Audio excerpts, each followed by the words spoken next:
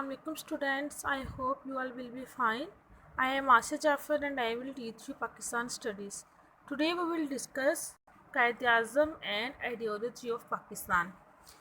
We will discuss ideology of Pakistan with reference to Qaid-e-Azam. In previous lecture we have discussed ideology of Pakistan with reference to Allama Iqbal, and today we will discuss Qaid-e-Azam and ideology of Pakistan. Students ये topic आपकी book के page number 14 and 15 पे given है. इसके ऊपर आप mark कर लें. ये आपकी एक्सरसाइज का लॉन्ग क्वेश्चन नंबर 4 है. Before discussing this topic we will see that what is ideology of Pakistan. Ideology of Pakistan refers to the attainment of a separate land in which Muslims of the subcontinent can preserve Islamic values and lead their lives under the glorious principle of Islam. यानी कि मुसलमानों के लिए एक ऐसी separate state का होना जहाँ वो अपनी इस्लामिक वैल्यूज़ को प्रिजर्व कर सकें, उनको महफूज कर सकें और इस्लाम के ग्लोरियस प्रिंसिपल के अकॉर्डिंग अपनी लाइफ को स्पेंड कर सकें. ये थी आइडियोलॉजी ऑफ पाकिस्तान की डेफिनेशन. अब हम देखेंगे कि कायद-ए-आज़म ने आइडियोलॉजी ऑफ पाकिस्तान को किस तरह से पेश किया था. फर्स्ट ऑफ ऑल स्टूडेंट्स, हम कायद-ए-आज़म का ब्रीफ इंट्रोडक्शन ले लेते हैं. Quaid-e-Azam Mohammad Ali Jinnah was born on 25th December 1876 in Karachi. ठीक है, वो 25th December को 1876 में कराची में पैदा हुए and died on 11 September 1948, and he got early education at home and he passed his matric exams from Sindh Madrasatul Islam. ठीक है, and for higher studies he went to London where he joined Lincoln college. ठीक है, उन्होंने London में इस college को join किया. वहाँ पे उन्होंने बारेटला पास किया एंड इसके बाद उन्होंने फिर 1906 में कायद-ए-आज़म ने कांग्रेस को ज्वाइन किया. लेकिन जब उन्होंने देखा कि जो कांग्रेस है ये तो मुसलमानों के ऑपोजिट है, मुसलमानों के अगेंस्ट है, ये मुसलमान अगर कांग्रेस के होते हुए मुसलमानों को कोई भी राइट नहीं मिल रहा. ये जो भी प्लान्स बनाते हैं इनके से सारे प्लान्स जो होते हैं वो मुसलमानों के अगेंस्ट होते हैं. तो जब ये सब कुछ देखा तो कायद-ए-आज़म ने कांग्रेस को छोड़ दिया और फिर उन्होंने 1913 में मुस्लिम लीग को ज्वाइन किया. इनके बारे में ये भी कहा जाता है कि he was a person who change the fate of the people of subcontinent. ये क्यों कहा जाता है स्टूडेंट्स? जब कायद-ए-आज़म ने मुस्लिम लीग को ज्वाइन किया तो Quaid-e-Azam he was the president of Muslim League. As a president of Muslim League उन्होंने मुसलमानों के बहुत से इश्यूज़ को सॉल्व किया. उनके लिए एक सेपरेट स्टेट हासिल की. कहता है कि he was a person who change the fate of the people of the subcontinent. अब देखते हैं कि उन्होंने तो मुसलमानों के लिए सेपरेट स्टेट हासिल करके उनकी किस्मत बदल दी. अब देखते हैं कि इस चीज़ को कायद-ए-आज़म ने किस तरह से बयान किया, किस तरह से बयान किया. सबसे पहले है नेशनलिज़म. ठीक है, कायद-ए-आज़म ने नेशनलिज़म, कौमियत. कायद-ए-आज़म ने हमें बताया कि कौमियत, नेशनलिज़म क्या होता है. ये देखते हैं कि नेशनलिज्म होता क्या है. Students, he was the staunch supporter of the two nation theory. वो टू नेशन थ्योरी के एक स्ट्रॉन्ग सपोर्टर थे. And he declared Muslim as separate state. और कायद-ए-आज़म ने ही इस बात को डिक्लेयर किया था कि मुसलमान जो हैं वो सेपरेट स्टेट हैं, वो किसी भी तरह से हिंदुओं के साथ मिलजुल नहीं सकते. उनके each and everything of Muslims and Hindu is different from each other.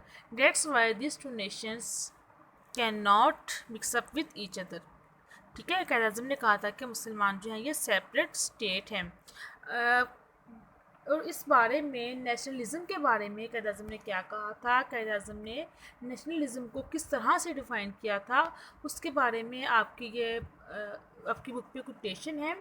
Students, page number 14 पे जो फर्स्ट पॉइंट है उसका बनेगा. अगर आप उसकी हेडिंग बनाना चाहते हैं, हेडिंग बना के आप करेंगे तो आपका क्वेश्चन बहुत अच्छा होगा.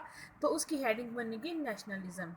ठीक है, अब हम देखते हैं कि कायद-ए-आज़म ने नेशनलिज़म के बारे में क्या कहा था, कायद-ए-आज़म ने नेशनलिज़म को किस तरह से डिफ़ाइन किया था, उसके बारे में ये कोटेशन आपकी बुक पे दी गई है. तो ये आपने अच्छी तरह से याद कर लेनी है. स्टूडेंट्स, ये जो आपका क्वेश्चन है Quaid-e-Azam and ideology of Pakistan, ये बहुत इंपॉर्टेंट क्वेश्चन है according to the paper point of view. ठीक है, आइए अब देखते हैं कि कायद-ए-आज़म ने क्या कहा था नेशनलिज़म के बारे में. He said By any definition of nationality, the Muslims are a separate nation. They have every right to establish their separate homeland. The Muslims have to promote and protect their spiritual, moral, economic, social, political, and cultural interests. For this purpose, they may adopt any mean. अब देखिए students, nationalism क्या होता है? Nation किसको कहते हैं? बहुत से लोगों के नेशन के बारे में अलग अलग कॉन्सेप्ट हैं। कुछ लोग तो ये कहते हैं कि एक इलाके में जो रहते हैं वो एक नेशन होती है, and some people of the view that the people same language is called a nation. कि ऐसे लोग जो एक जगह पर रह के, यानी कि जो लोग जो एक जैसी लैंग्वेज बोलते हैं वो एक नेशन होगी। और कुछ लोग ये कहते हैं कि ऐसे लोग जो जिनका कल्चर एक जैसा होता है, जिनकी ट्रेडिशन एक जैसी होती है, वो एक नेशन हो जाते हैं। लेकिन कायद आज़म ने क्या कहा? By any definition of nationality the Muslims are a separate nation. उन्होंने कहा कि कौमियत की कोई भी तारीफ़ बयान की जाए, उसकी कोई भी डेफिनेशन हो, हर तारीफ़ के लिहाज से मुसलमान जो है वो अलग कौम है। अब ये नहीं कि मुसलमान और हिंदू की लैंग्वेज डिफरेंट है, सिर्फ एक ही वजह नहीं है, इन दोनों का मज़हब डिफरेंट है, इनका कल्चर, इनकी ट्रेडिशंस, यानी कि each and everything of this two nation are different. उन्होंने कहा कि नेशन की कोई भी डेफिनेशन हो, उस सब के रूप से मुसलमान जो है वो एक अलग कौम है। And they have every right to establish their separate homeland. और उनको पूरा हक है कि वो अपने लिए एक अलग वतन बनाएं, एक अलग वतन इस्टेब्लिश करें। The Muslims have to promote and protect. और मुसलमानों को क्या करना है? उनको अपने spiritual, moral, economic, social, political and cultural interest, उन्होंने अपने इस इंटरेस्ट को उन्होंने प्रोटेक्ट करना है एंड प्रमोट करना है। ठीक है, यानी कि मुसलमानों को अपने स्पिरिचुअल, रूहानी, moral, economic, social, political and cultural interest, इन सब वैल्यूज़ को, इन सब इंटरेस्ट को मुसलमानों को प्रोटेक्ट करना है, इनको प्रमोट करना है। ठीक है students,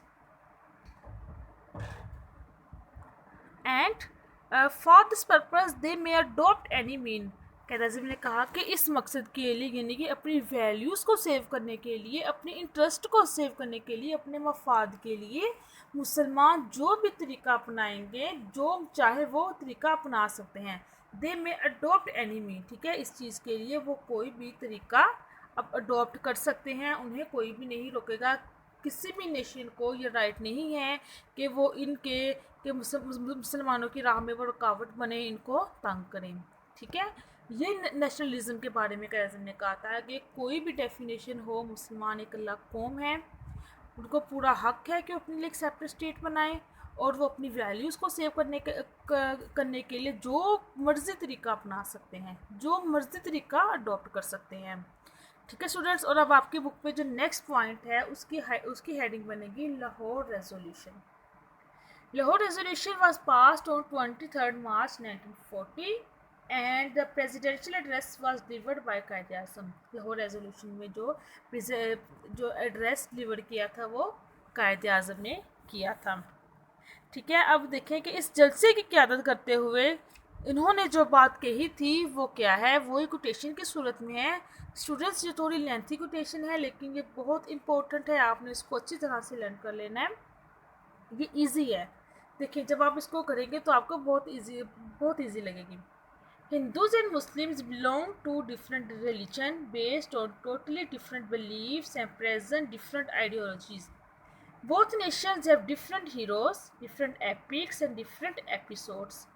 Therefore, the union of these two nations is fatal for the subcontinent because it is not based on equality but on numerical minority and majority. It would be better for the British government to partition the subcontinent, keeping in view the interest of the two nations. It will be correct decisions historically and religiously. ठीक है, यानी कि कायद आज़म ने क्या कहा, अब इसको explain करते हैं। Hindus and Muslims belong to different religion based on totally different beliefs and present different ideologies. उन्होंने कहा कि मुसलमान और जो हिंदू हैं वो टोटली डिफरेंट नेशंस हैं, उनके बिलीफ डिफरेंट हैं, उनके आइडियोलॉजीज़, उनके नज़रियात डिफरेंट हैं। इसलिए जो हिंदूज़ और मुसलमान हैं ये अलग अलग कौमें हैं, इनका मज़हब भी डिफरेंट है। And both nations have different heroes, different epics and different episodes. इन दोनों nations के heroes different हैं, इनके different epics epics mean epics किसको कहते हैं स्टूडेंट्स? epics होता है कि जंग के वाक़यात, ठीक है। इन दोनों के जो जंग के वाक़यात हैं वो डिफरेंट हैं, ठीक है। इन दोनों के हीरोज़ भी डिफरेंट हैं। And therefore, the union of these two nations is fatal for the subcontinent because it is not based on equality but on numerical minority and majority. उन्होंने कहा कि इन दोनों कौमों को यूनाइट करना, फेटेल कहते हैं कि लीडिंग टू फेलियर, डिज़ास्टर, इन दोनों को इकट्ठे करना तबाही का सबब बन सकता है, क्योंकि ये दोनों कौमें इक्वल नहीं हैं, न्यूमेरिकल माइनॉरिटी एंड मेजॉरिटी, क्योंकि अगर हम इनको काउंट करें तो ये कुछ मेजॉरिटी में है, कुछ माइनॉरिटी में है। मुसलमान माइनॉरिटी में थे और जो हिंदूज थे वो मेजॉरिटी में थे। उन्होंने कहा कि इन दो, क्योंकि ये इक्वल, इनको अगर काउंट किया जाए अदाद-ओ-शुमार के लिहाज से भी ये दोनों कौमें डिफरेंट हैं, सेम नहीं है, इसलिए इन दोनों को जो इकट्ठे करना वो तबाही का सबब बन सकता है, ठीक है। And it would be better for the British government to partition the subcontinent keeping in view the interest of these two nations. उन्होंने कहा कि ये ब्रिटिश गवर्नमेंट के लिए बेटर होगा कि वो इन दोनों कौमों के इंटरेस्ट को, इन दोनों कौमों के मफाद को माइंड में रखते हुए इन दोनों कौमों की पार्टीशन का फैसला सुना दे। It will be correct decision historically and religiously. और ये तारीख़ी लिहाज से भी और मज़हबी लिहाज से भी इन दोनों के लिए बहुत बेनिफिशियल होगा, ठीक है स्टूडेंट्स। ये था जो कायद-ए-आज़म ने लाहौर रेजोल्यूशन में कहा था। मैं थोड़ा सा इस लाहौर रेजोल्यूशन वाले पॉइंट को अगेन एक्सप्लेन कर देती हूँ उर्दू में, कि कायद-ए-आज़म ने कहा कि हिंदू और मुसलमान मज़हब की बेस पे दो डिफरेंट नेशंस हैं, उनके नज़रियात, उनके आइडियोलॉजीज़ डिफरेंट हैं, एंड इन दोनों कौमों के हीरोज़, इनके एपिक्स भी डिफरेंट हैं, एंड इन दोनों कौमों को इकट्ठे करना तबाही का सबब बन सकता है, क्योंकि ये दोनों कौमें इक्वल नहीं हैं, कुछ मेजॉरिटी में है, कुछ माइनॉरिटी में है। एंड ब्रिटिश गवर्नमेंट के लिए ये बेटर होगा कि वो इन दोनों कौमों के मफाद को अपने जहन में रखते हुए इन दोनों कौमों की पार्टीशन का ऐलान कर दें, और ये तारीख़ी लिहाज से भी और मजहबी लिहाज से भी, दोनों लिहाज से ये बहुत करेक्ट होगा, ठीक है स्टूडेंट्स। ये दोनों कोटेशंस आपने बहुत अच्छी तरह से याद कर लेनी है। Thank you so much.